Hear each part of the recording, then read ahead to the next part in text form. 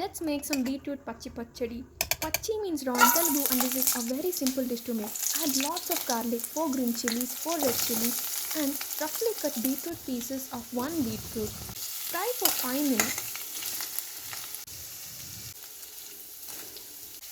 Then add some turmeric, salt and fry for about 7 minutes until only the outer layer is slightly cooked.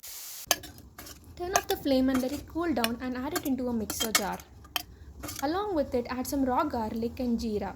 Add a small piece of tamarind for sourness and grind it into a paste without adding water. Tasty beetroot Pachadi is ready.